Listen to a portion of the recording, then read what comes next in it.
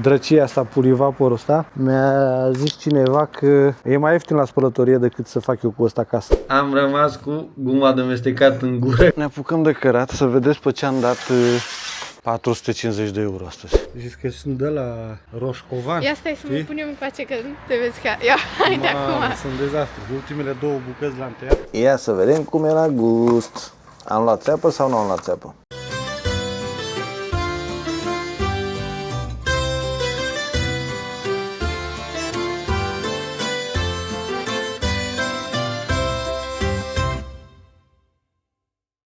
Salutare, dragilor! Scuzați detaliile, dar e o căldură la noi în Italia de practic murim de cald. Așa ceva a venit dintr-o dată de la 10 grade, au trecut la 35 de grade temperaturile afară în Italia. Este vineri seara la noi, doar ce am venit de la muncă. Sunt și fetele aici cu mine. Salutare! Alina a venit și ea de la muncă și mâncăm repede așa ceva de vară. Da. Rapid, un pic de brânză cu cremvâș și cu un pic de muștar, că suntem pe picior de plecare, mergem la curte. Am pornit cu stângul astăzi, ca să zic așa, între ghilimele, nu s-a întâmplat nimic, dar am rămas cu guma de mestecat în gură că n-am mai ajuns la programare. Era 6 și un sfert, am pus-o pe Alina să sune că mai întârzi 10 minute, au zis, păi nu, că nu mai avem timp, că avem mult să-i facem de lucru acolo și nu reușim astăzi. Așa că m-au pus pe 11 iunie, peste 2 săptămâni. Deci, cred că mă prinde Ferragosto 15 august cu lucrările mele, dacă nu Crăciunul. În fine, mâncăm repede, cărăm bagajul și după care ne punem la drum că...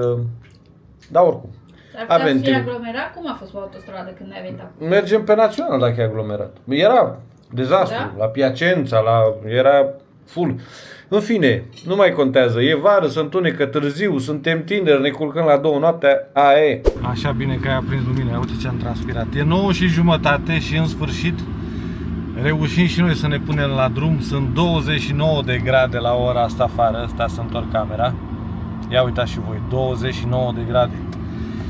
Da, am dat drumul la aer condiționat și sperăm să găsim strada liberă. Bineînțeles că suntem frânți după o groază de bagaje, ca de obicei. Alina face cele mai multe bagaje și mă pune pe mine să carc. De acolo, am luat lengeriile, păi trebuia să le duc înapoi, nu?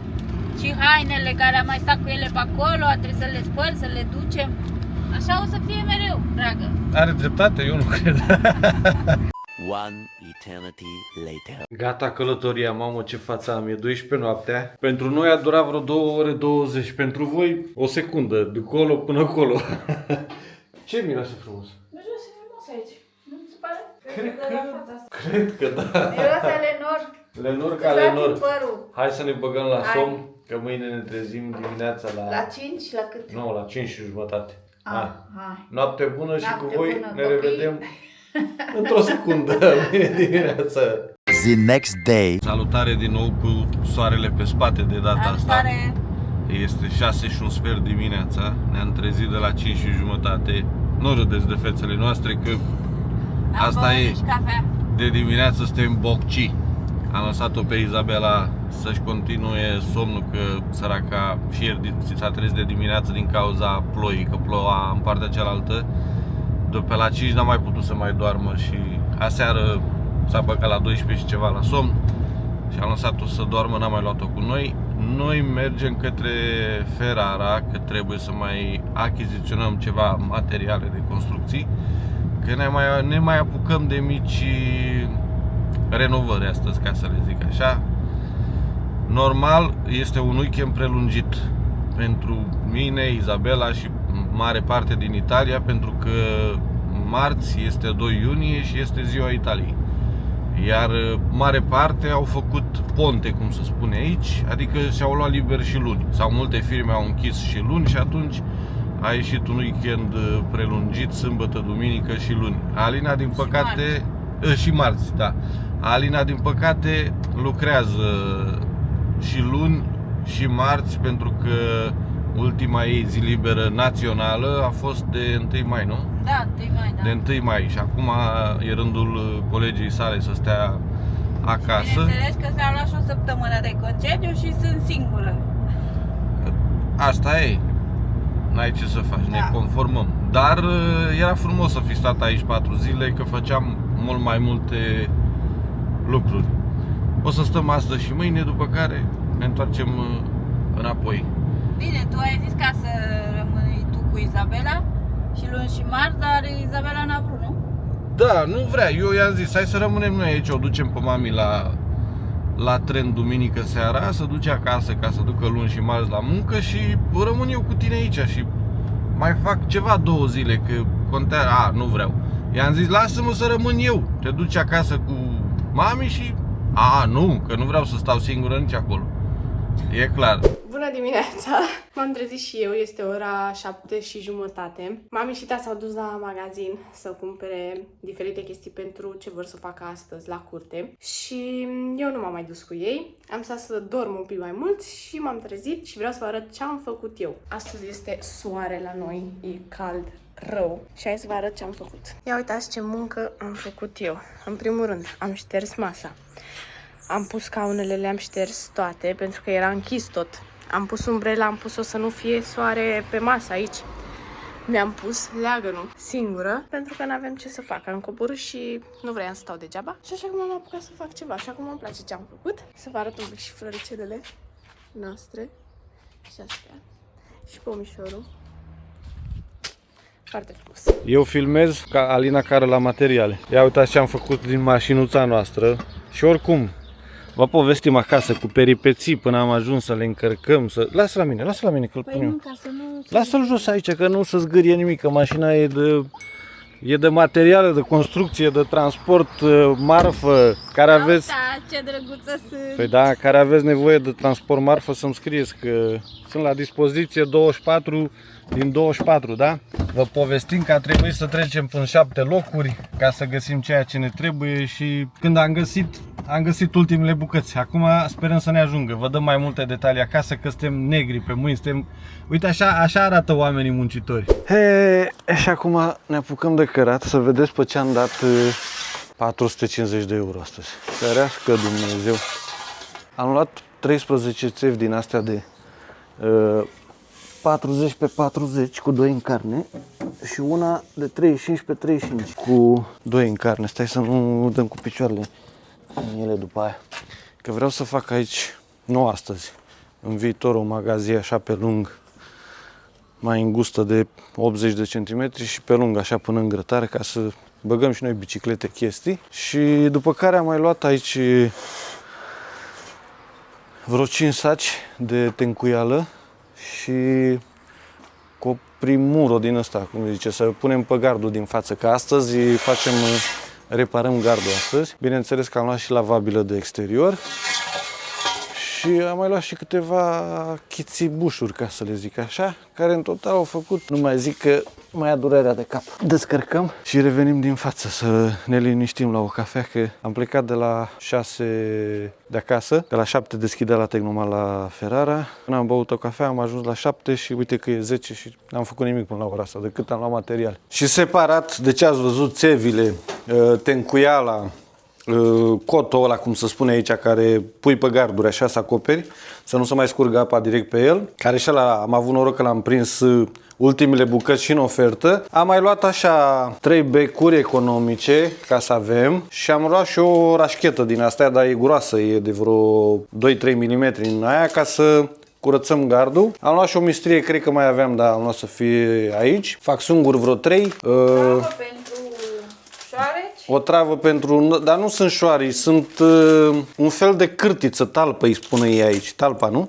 Da, talpa. Așa, care face canale pe subteran și îți omoară toată grădina. Și acum o să-i punem din astea să vedem dacă reușim să scăpăm, că mai mi-a dat rândul trecut vecina și văd că au mai apărut găuri. Înseamnă că n-a plecat, n-am omorât-o, n-am nimerit-o. Burete, că îmi trebuie să frec tencuiala.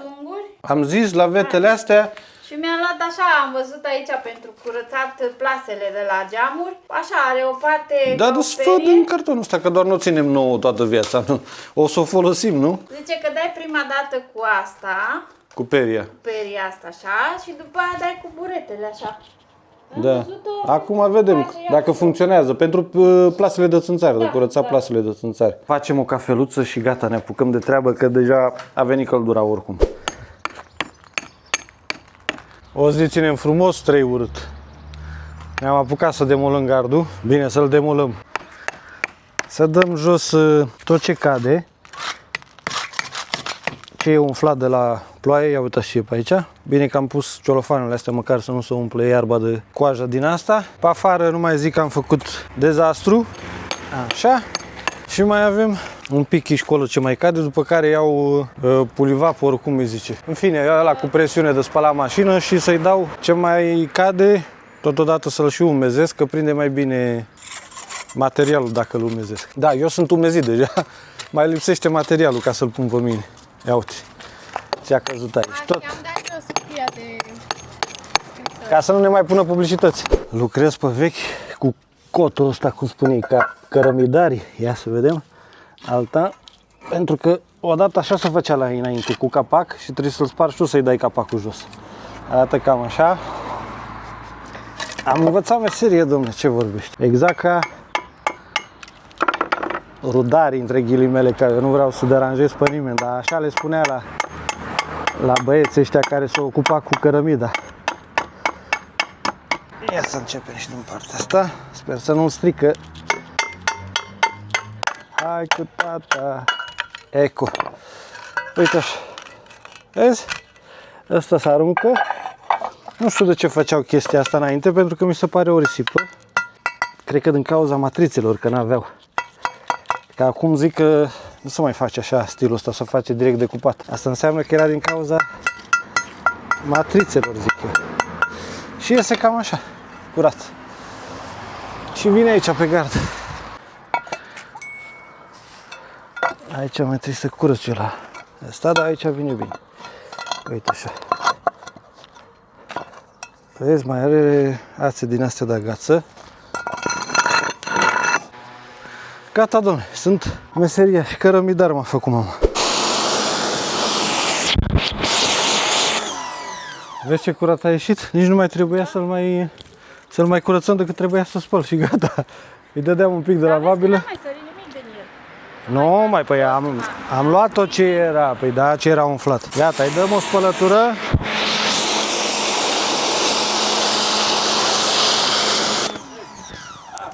Da? Cât e ceasul? Este fix 1 și 10, dragă. Luăm și noi o pauză de masă, că nu se mai poate. Și ce prepari? Un nou ușor? Da, ochi cu brânză, cu Ah, cu ceapă, da, astea de căldură, da. M-am obișnuit, cum să nu. Izabela taie și ea roșioare, mamă, dar ce bine e aici în garaj, la umbră, e răcoare, ca afară, hai de capul meu, pur și simplu mor de cald.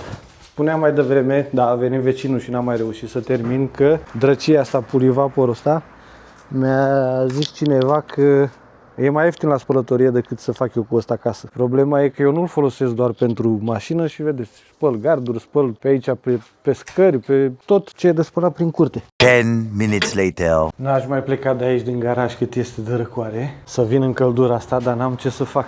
Fetele s-au dus la magazin să mai facă ceva cumpărături. Eu am terminat de ciuplit cărămida asta cu care acopăr gardul aici. Mi le-am făcut așa plus minus pe poziție și mai am nevoie să tai una la dimensiunea asta, 2, 3, 4 tăieturi am nevoie să fac, dar e 2 și ceva ceasul și nu vreau să fac deocamdată gălăgie la ora asta, mai stau un pic până la 4. Dar până atunci am ce să fac, că mi le pun pe astea la drept, îmi fac material până ajung aici la tăieturi. Sper să iasă ceea ce trebuie din gardul ăsta. Oricum deja prinde culoare așa fără să mai le fixez sau să-i dau cu lavabilă, dar după. Așa că mai întrag sufletelul un pic la răcoare aici și mă apuc să montez una câte una.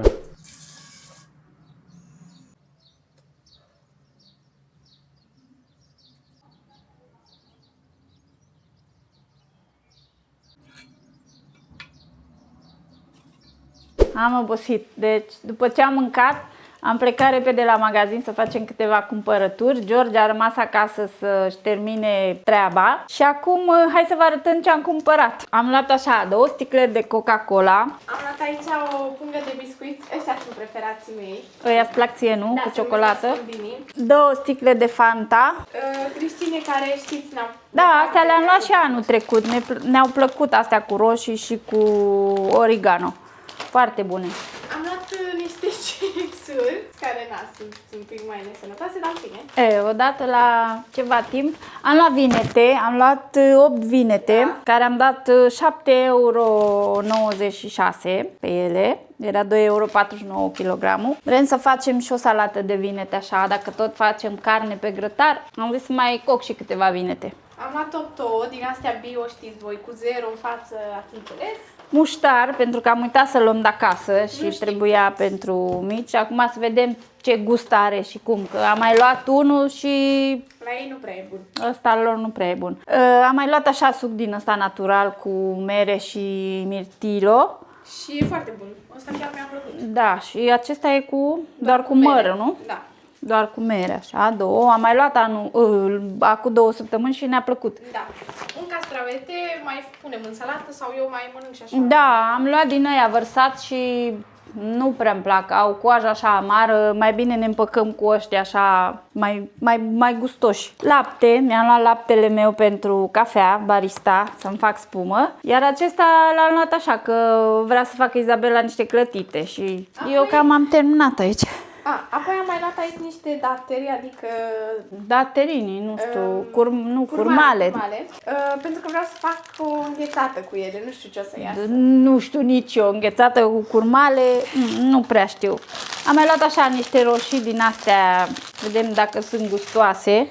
Maioneză pentru salată. Da, îmi trebuie la salata de vinete și a luat Izabela căpșunele, să vedem dacă sunt gustoase. Nu știu dacă să le mănânc, cred că o să fac limonadă, că am găsit foarte multe videoclipuri cu rețete de limonadă. Da. Și asta vreau să fac. Aici am luat nectarine, tot pentru limonadă, Da. dar Vreau să le băgăm la frigider, oricum am la frigider pere, mamă să mănânc o pară, de aia să mă răcoresc. și penultima chestie, Am luat piept de pui, pentru că dacă facem grătare avem mici și pastramă și carne de porc tot am mâncat. Am zis să mai schimbăm, să luăm piept de pui. Tura trecută am luat, ce am luat? Partea superioară de la pulpe și Izabelei nu prea-i plac. A zis că are zgârci, urcă așa și ea vrea piept de pui. Acum am luat piept de pui. așa, și ultima chestie. Și am mai luat apă, 2 baxuri de apă, Norda. Și înghețata, care am băgat-o repede la congelator. Înghețată. Și Bonul unde e? bonul a făcut A făcut 70 și...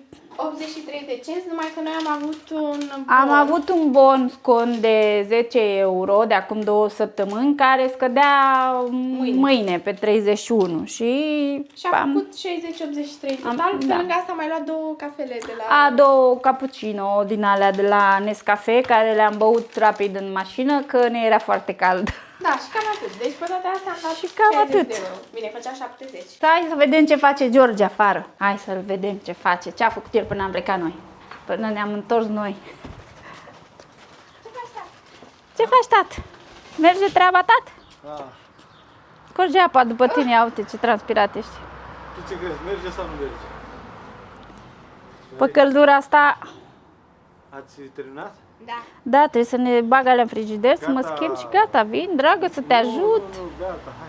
Schimbarea și la treabă. Că Hai. doar singur e greu. Hai. Păi știu, hai. Deci vreau cu voi în direct să gust Nutella după 3-4 luni, nu știu exact, dar înainte trebuie să întorc clătita asta, așa că eu sunt încă în plină desfășurare aici cu clătitele mele. Am făcut de-abia una, acum trebuie să întorc pe asta. Am spatula asta care e practic de grătar și eu încă nu sunt așa de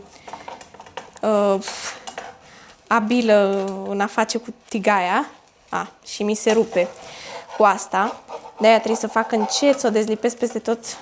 Nu pot să fac o mână, stați așa. Gata, deci am reușit să întorc cumva. Și vă ziceam că vreau să gust Nutella și n-am mai mâncat de vreo 3 sau 4 luni. Ultima dată când am mâncat Nutella a fost tot pentru că am făcut clătite și eram încă la dietă. Mamă, și mi-e așa dor.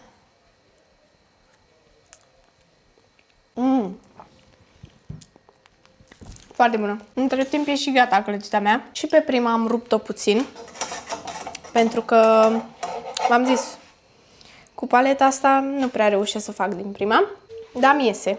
One eternity later. Am terminat și clătitele. Hai să vă arăt cum arată. Cam așa arată clătitele mele. Am făcut ca un mini tort. Ce faci, tată? Uite, caut un disc de flex să văd dacă pot să tai din plăcile alea. De ce? Eu vreau să văd ce ai făcut.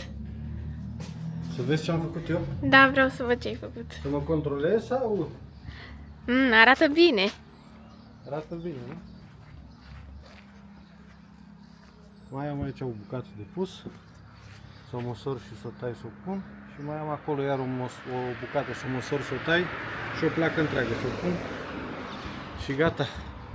Restul mâine de tras adeziv. Și eu vreau. Vă place cum arăt? Ia uitați-o. Zici că sunt de la roșcovan. Ia stai să mă știi? punem încoace că te vezi ca... Ia, hai de acum. Sunt dezastru. Ultimele două bucăți le-am tăiat, care vine una aici. Sper să vină ca să nu mai fie. Așa. Asta. Și la revedere. Gata, și un tras verde. Că nu mai pot. Le lipesc și pe astea, dacă nu, mâine când dau cu adeziv. A ieșit cam așa. Mai mult de atât n-am avut ce să fac. Astea sunt mai bun, dar atât nu sunt. Ia uite. Roșcovanul, mai știi? Nu, cum era la pistureatul în film? Cum a răstat în față. Râzi de mine? Ai, zici că ai mascara, dar... Oricum sunt terminat și la spate bronzat pe ceafă, dar nu mai pot. Dar eu m-am bronzat un pic?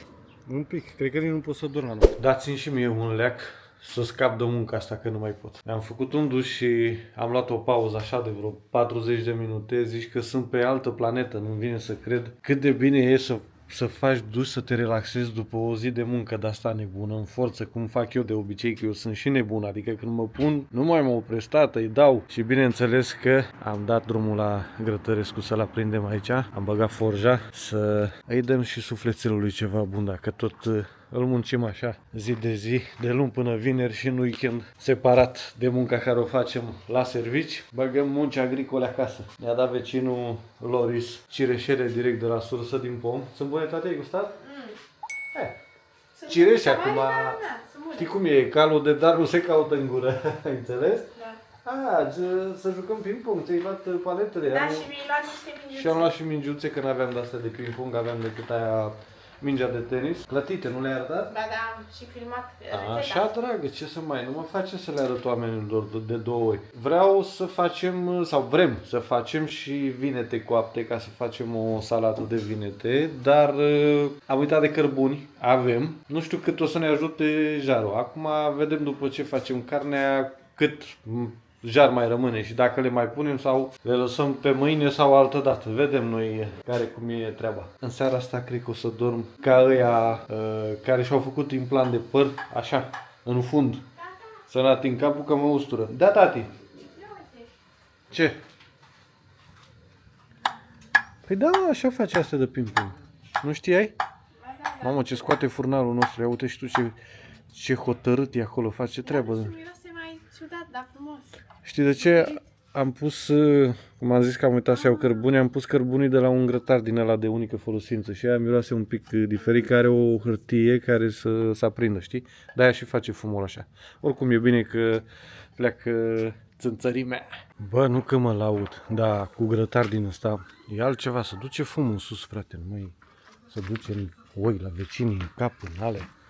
Uite, aici poți să lucrezi și tu nu-ți mai scoate ochii frumos așa, adică e altceva față de ăla care e deschis așa și se împrăște, te învăluie fumul în toate direcțiile. N-ai, merită toți banii, mai ales putoarea asta de la pastrama asta, că se duce direct în sus așa, ia uite. A? Altă viață tare. Sunt curios dacă aici în față sunt țânțari, că în spate la grătar, tocmai ce ne lăudam, am aprins grătarul, am pus carnea, a trecut vreo 20 de minute, niciun țânțar. Zic, suntem băieți. Băi, și în ultimele 10 minute, dacă n-a început o răpăială de țânțari, ferească Dumnezeu și Maica Domnului, mai să ne mănânce și alta nu. Acum vedem cum este în fața aici, dacă e ok sau... Îi avem aici musafiri.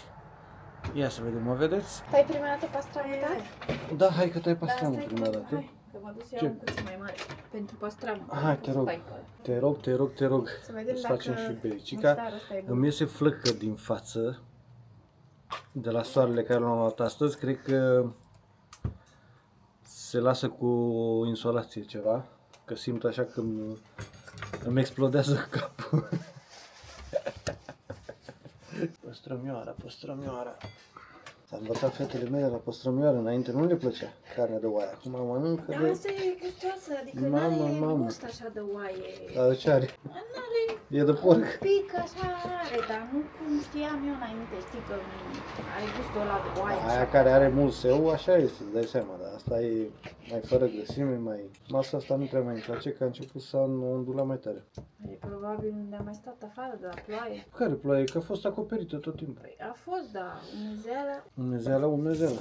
Luați, îmbalotați și din barbă să nu dați. Eu îmi bag și 2 mititei. 1, 2, mamă ce frig ăștia. Pa, teroare. Ia să vedem. Teroare să moară veta. Dragilor, poftă mare dacă sunteți la masă, dacă nu, aia e. Gata, ne apucăm de îmbalotat și cred că ne vedem dimineața, că e târziu. The next day. Neața, dragilor, suntem a doua zi și le-am adus pe fete Bună dimineața! la plajă. Eu, bineînțeles că mă întorc înapoi acasă, că am de lucru. Și le-am adus la plajă. Cam goală plaja la ora asta. Da, vin mai târziu, ei nu sunt așa matinal ca noi. Ia să vă văd. Arătați bine? Cum arătați? Hai, aveți grijă ce faceți pe aici? Da. Da? Si. Gagiți ceva? Nu ne trebuie. A, nu? Hai să trec și eu un pic pe partea să văd și eu care e atmosfera. Ce fac? N-am înțeles ce fac. A, yoga, da. Mamă, dar ce cald și ce bine e astăzi. E chiar zi frumoasă de plajă, că nu bate vântul, nimic. Hai, vă las. Plajă plăcută, ne vedem mai târziu. Pa! Gata, le-am lăsat la plajă și mă îndrept către Brico Io, că mai am ceva de luat acolo care îmi trebuie, ceva materiale. Și drept să vă spun, eu nici n-aveam chef să stau la plajă după soarele care l-am luat ieri, ferească Dumnezeu. Deci am avut o durere de cap așa cred că de la insolație aseară, de toată noaptea de fapt, nu aseară. Toată noaptea m-a durut capul, bine că spre dimineață mi-am revenit când m-am trezit. Se dezvoltă zona aici, să știți că uite pe dreapta se face un lanț de hoteluri, că aici era un teren gol care nu folosea absolut la nimic și e un șantier în lucru și se fac câteva hoteluri. Asta înseamnă că zona este în dezvoltare. Ia uitați ce frumos. Asta aici, celălalt încolo și plus că terenul e foarte, foarte mare. E de bine. Pentru noi care știm că această zonă la mare în general așa e un pic mai sărăcuță, e bine că se dezvoltă. Deci am ajuns la mare, ne-am pus deja undeva pe acolo. Și acum eu am plecat plec de fapt după plajă, pentru că merg să iau cremă de cafea, pentru că am luat de acasă clătite care au mai rămas de aseară, care am pregătit eu. Și am zis că merg bine cu o cremă de cafea, așa că merg să cumpăr cremă de cafea. E foarte cald, stă foarte bine, e și un pic de vânt, se stă perfect. Gata, m-am întors. Am stat un pic, ce-i drept, că era și coadă. Am fost mai în capătul celălalt să iau, că am mai intrat la un bar, dar nu avea. Și am luat de la barul care știți că mergem mereu. Da, eu i-am spus să meargă aici mai aproape, dar ea n-a vrut să înțeleagă așa. În fine, știu că e și bună și de-aia. Și avem clătitele. Și să stăm să mâncăm. Și după ne punem la soare. Mulțumesc! Ia să vedem.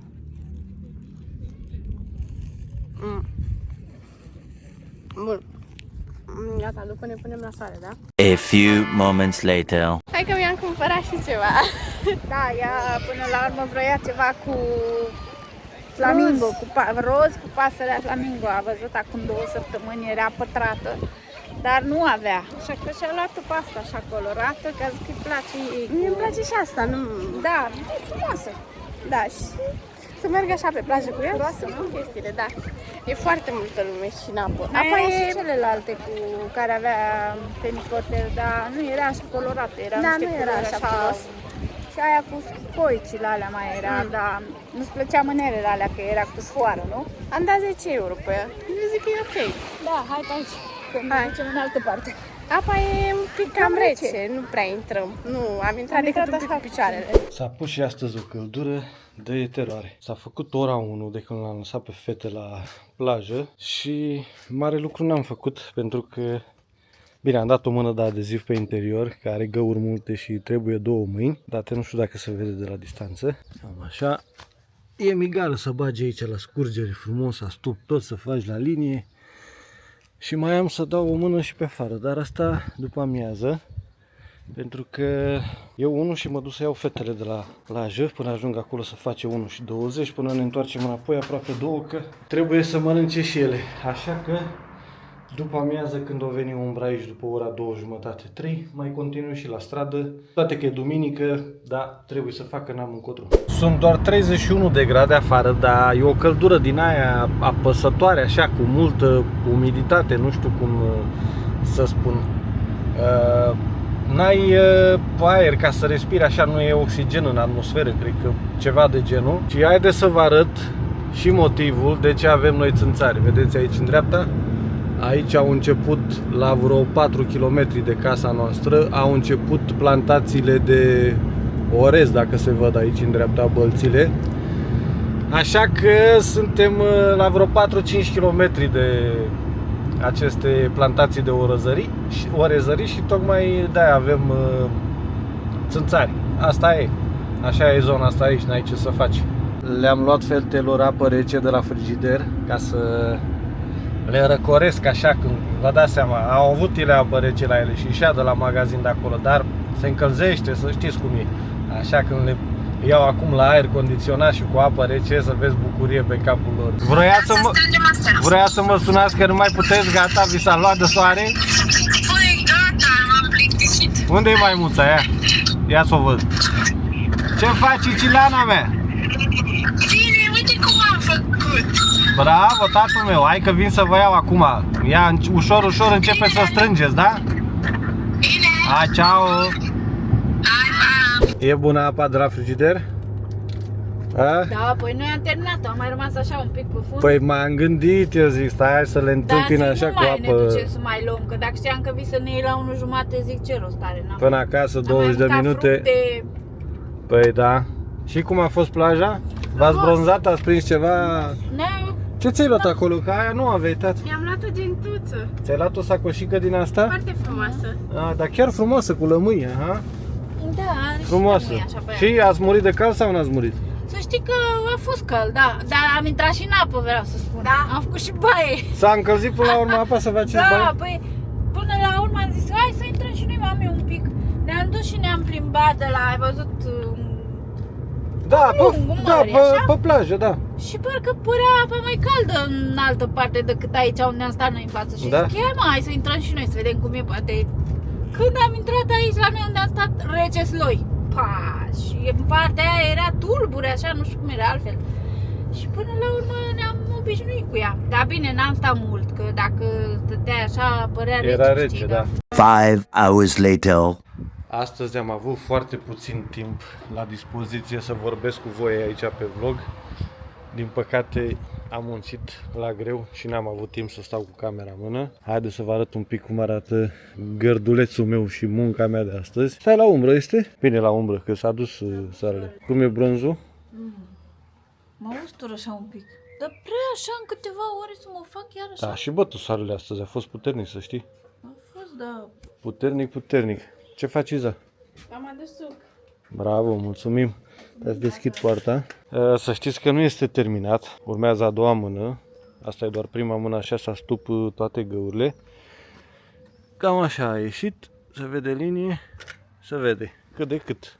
Cum am priceput și eu. Oricum nu mai e urât așa cum era. Să vă arăt și de afară. Parcă e mai înalt acum, nu? Cam așa a ieșit din mâinile mele. Acum o să vedem cum o să arate când o să dau a doua mână, să îl finisez și după aia ce culoare îl facem? Roșu? Da. Roșu, albastru și galben. Cum? Roșu, albastru și galben? Îl facem ca... Tricolor, nu? Tricolorul României. N-ar fi rău, știi? Să-l facem pe afară alb, cum are toată lumea, și până înăuntru să-l facem un gri deschis așa? Sau îl facem tot alb? Că alb, păi da, alb când noi stropim, că noi udăm. Da, să facem urât. Când noi udăm aici și... Nu, punem colorant în ea, cum să luăm altă lavabilă. Ah, da. Hai că ești culmea și tu, te-a zăpăcit soarele astăzi. Chiar că Astăzi am nimic. sunt așa... și la față zici că mi-a față foc mai puc. Da?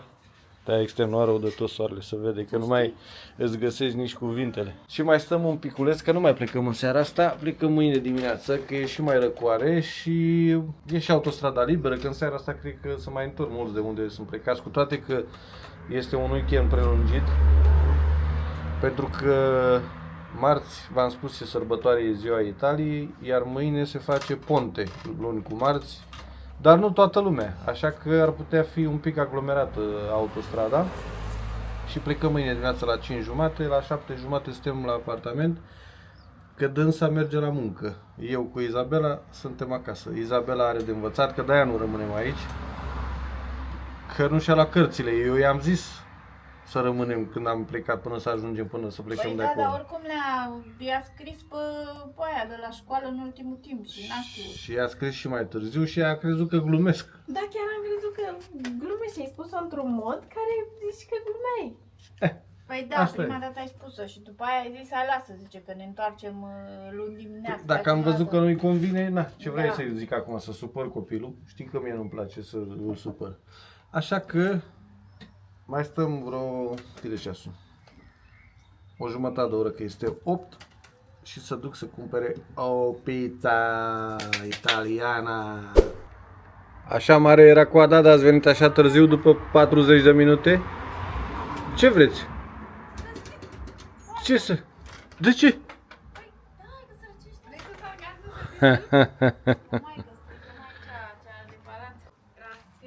Prego. Și mai repede că mi-e foame. Da? Toată lumea a mâncat pizza în seara asta. Da? Da. E bine că are comenzi înseamnă oamenii, nu? Nu știa pe unde să o ia. Ce să fac? Vai de mine, așa personalități, am așteptat 40 de minute. Hai să vă văd ce pizza ați luat. Sau ce pizza v-a făcut, că eu mi-am luat asta cu ei. Asta e a ta. Amatriciana, asta e a mea? Asta e Nu prea îmi place cum... Și asta e a lui mama. Cel mai bine arată al lui mami, asta e cu peperoni, cum e, rustică, nu? Nici a mea n-arată chiar. Cu cârnați. Și a ta este? Cu cârnați, stracchino Așa, și cartofi. cartofi. Aha. Și a mea nu prea arată cine știe ce mânjeală. M-am păcălit de data asta. Ferească Dumnezeu. Poate e bună la gust? Sper. Că dacă nu mănânc de la voi, Păi da, ce nu-ți dau? ia să vedem cum e la gust. Am luat țeapă sau nu am luat țeapă? Mai că e cam fierbinte.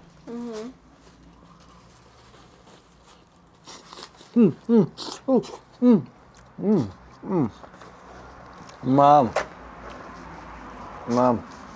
Ia nu prea simt gustul acum, că e prea fierbinte. Nu prea e cine știe ce... Wow, să simte mult gust de ceapă. Acoperă cam toate ingredientele. Dar cred că a greșit, a făcut-o cam mare în seara asta. Mai mare decât de obicei, nu? Tăiat-o, că eu nu știu felie acum a tăiat. Nu, e tăiată bine, dar La mine nu. oricum în orice situație o salvează blatul, că e bună rău. Și crocant, A mea nu mai zic. și moale. Aia e bună, întotdeauna rustica aia, da?